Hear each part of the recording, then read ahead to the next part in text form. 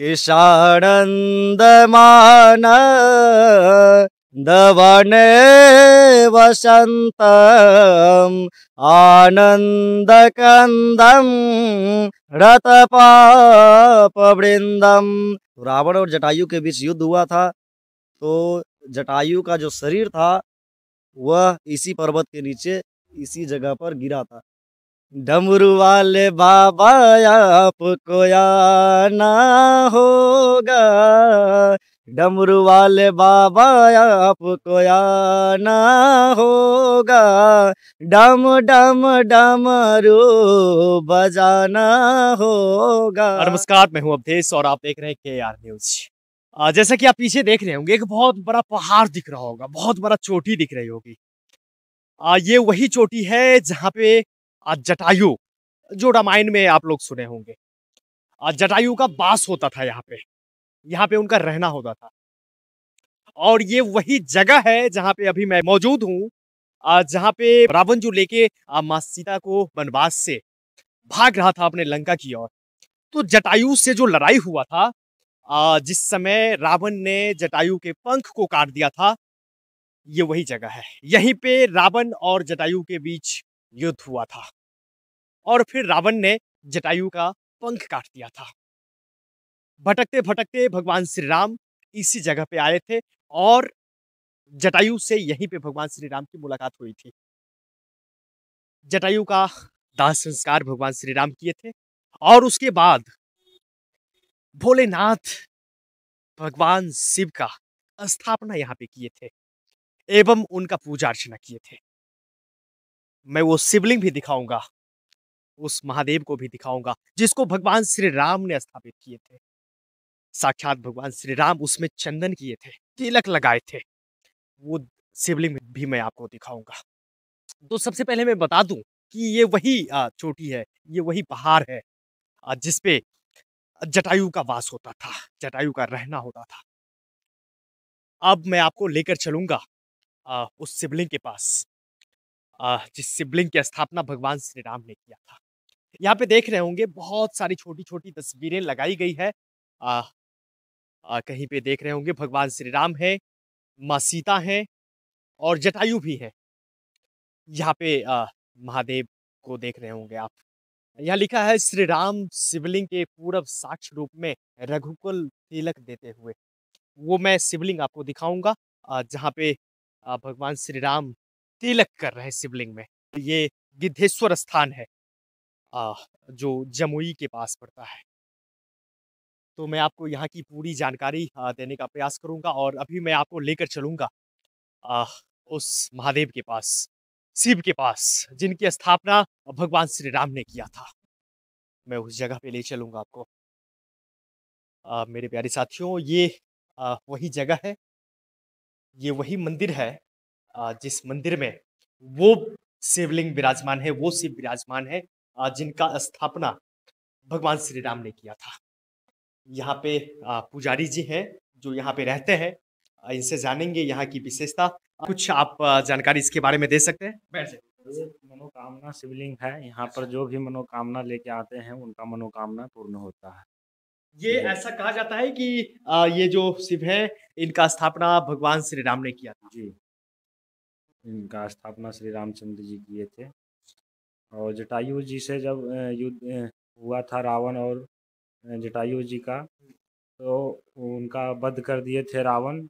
उनको मुक्ति दिए हैं श्री रामचंद्र जी और दाह संस्कार करके उनका राख से ये शिवलिंग स्थापना किए थे।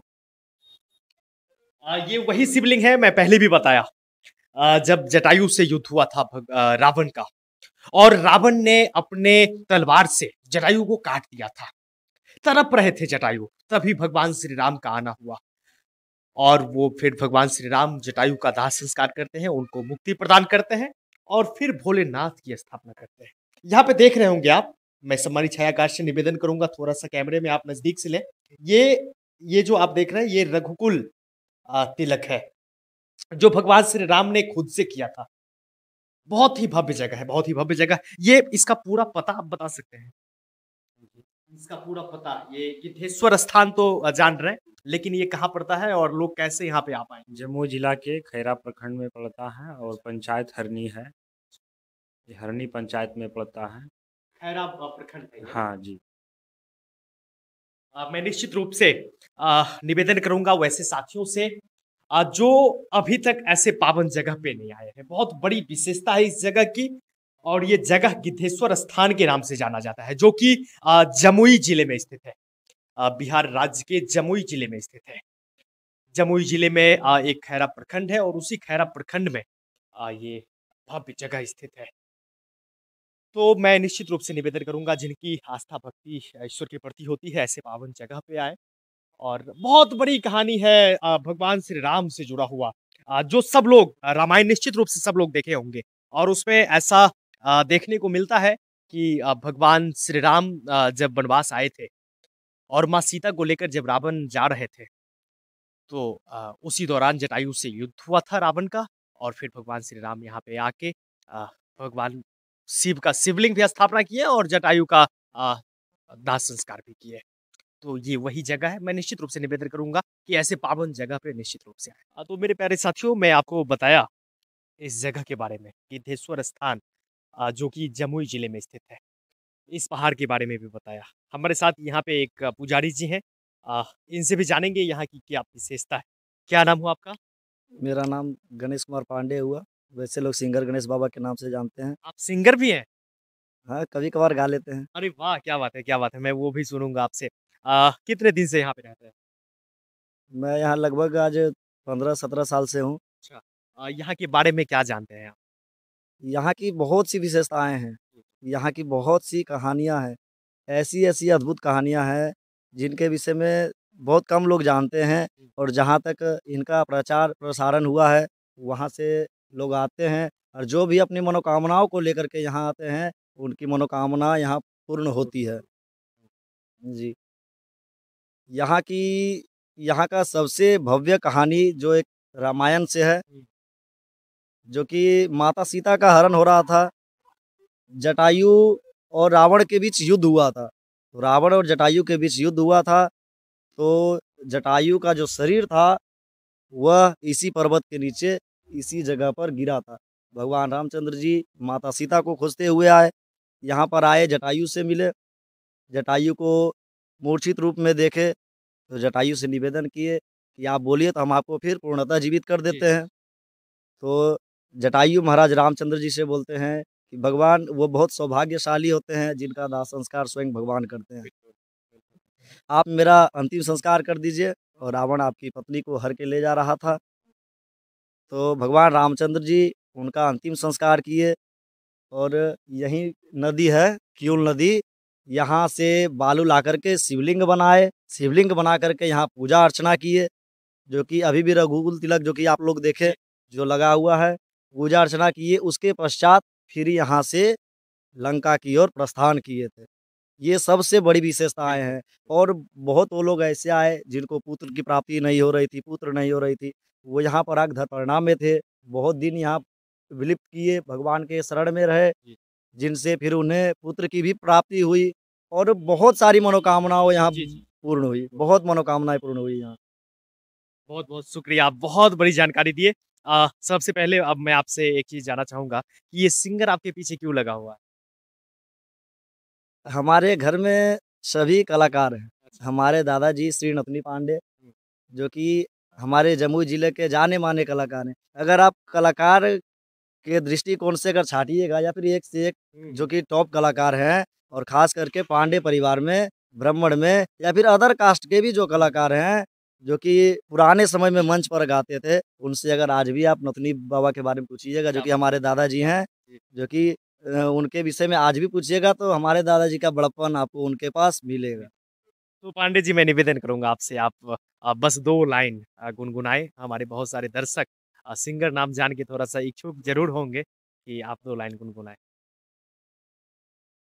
डमरू वाले बाबा आपको आना होगा, डमरू वाले बाबा आपको आना होगा, डम डम डमरू बजाना होगा, डम डम डमरू बजाना होगा। आप तो निराले बाबा, रूप भी निराला है, हाथ में त्रिशूल गले सर्पों की माला है, हाथ में त्रिशूल गले सर्पों की माला है। नंदी पे चढ़ के आना होगा, डम डम डमरू बजाना होगा, डम डम डमरू बजाना होगा। बोले बाबा आपको आना होगा, डम डम डमरू बजाना होगा, डम डम डमरू बजाना होगा। हर हर महादेव। बहुत बहुत शुक्रिया, बहुत अच्छा लगा। एक और निवेदन करूं, भगवान श्री राम के लिए कोई आप 2 लाइन उनकी भजन सुना सकते हैं, बस 2 लाइन, क्योंकि भगवान श्री राम यहाँ पे आए थे और उन्होंने ही शिव जी की स्थापना करी है ना? उनके लिए कुछ 2 लाइन आप गुनगुनाएंगे, बस 2 लाइन। ये मंगल चरण में आता है, जी, बाबा विश्वनाथ के स्तोत्र के साथ जी, भगवान रामचंद्र जी का एक छोटा श्लोक। जी, किशानन्दमान दवने वसन्तम् आनन्दकन्दं रतपापवृन्दं वाराणसीनाथमनाथनाथं श्रीविश्वनाथं शरणं प्रपद्ये, श्रीविश्वनाथं शरणं प्रपद्ये। नीलाम्बजुषया मलकोमलावाङ् सीतासमारोपितवामभागम् पाणो महाशायकः चारुचापं नमामि रामं रघुवंशनाथं,